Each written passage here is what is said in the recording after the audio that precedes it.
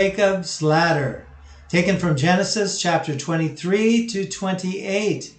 Abraham wanted Isaac to marry a fellow tribeswoman, since the Canaanite women were impious. To find a bride, he sent his loyal servant Eliezer to his brother Nahor in Mesopotamia. When Eliezer reached Haran, that's the city where he was, he asked God for help. And the Lord miraculously pointed out to him the girl Rebekah, who turned out to be the granddaughter of Nahor. Eliezer was invited to the house, and he told who he was and why he was sent. He begged the parents to let Rebekah go with him immediately. He gave them gifts, and his group, his delegation, returned to Abraham, and Isaac married Rebekah at the age of 40.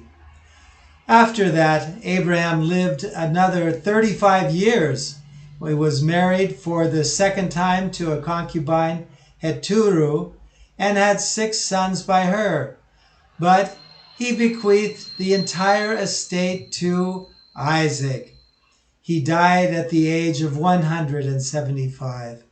Abraham is a model of a believer, the greatest of the Old Testament saints, and is revered not only as the blood father of Arabs and Jews, but also the spiritual father of all Christians, as well as Jews and Muslims. Rebekah could not give birth for a long time, 20 years, but finally gave birth to twins. The Lord predicted to her that her eldest son would be subordinate to the younger one. The first to be born was Esau, meaning hairy, and the second was Jacob, holding on to the heel.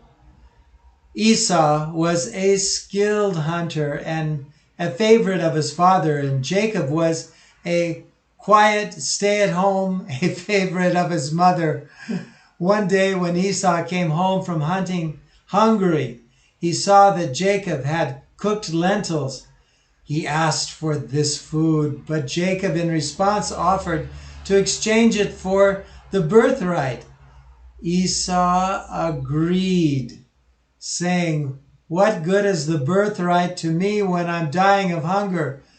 Showing by this his disregard for the promises of God, accordingly his unworthiness. Birthright meant the power of the elder brother over the younger ones and a large share in the estate. But in this case, the main thing was the fulfillment of the promises of God given to Abraham. The frivolity and lack of spirituality of Esau confirmed the divine prophecy about him. In addition, Esau married 2 local women, not caring about the purity of blood and faith, and Rebekah understood the unworthiness of the rude Esau, and remembering the prophecy of the Lord, thought about how to fulfill it. But the last word remained with the father, who did not intend to change the blessing. In his old age, Isaac became blind. Anticipating death, he wanted to bless Esau. But first, he asked him to catch game and prepare a dish for him. Rebekah devised a plan, a trick. After dressing Jacob in Esau's clothes, she told him to bring game to his father. Moreover, she agreed to take on the curse of Isaac in case of failure. Isaac, smelling the clothes, thought it was Esau and blessed him. Of course, when Esau returned, the deception was revealed, but Isaac accepted it as the will of God and did not change the blessing. In anger, Esau wanted to kill his brother. But Rebekah sent Jacob to Haran to her relatives. After that, Isaac lived for another 43 years. He was the biblical model of meekness and chastity. At a time when polygamy was commonplace, he remained faithful to his only wife. And on his way to Haran, Jacob stopped for a night at a place where Abraham once offered a sacrifice to God.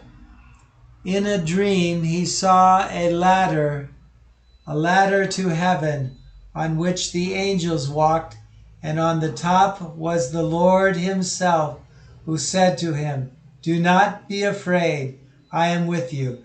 And why I'm leaning over so that you might see Jacob here. There he is. There's Jacob. So the Lord said, "Do not be afraid, I am with you. I will give you this land, and your offspring will be like the sand of the sea." So when Jacob awoke, he said, "This place is awesome. It is the house of God. It is the gate of heaven." And he named that place Bethel, which means house of God, and poured oil on the stone as a sacrifice. The dream of Jacob means that God is connected with this earth, and through the angels he performs his providential actions. In due time, he will come down to earth, and the ladder that connected heaven and earth was a prototype of the Mother of God. That's why this extract is read on her feast days at time of Vespers. That ends class number 12. Thank you for joining us.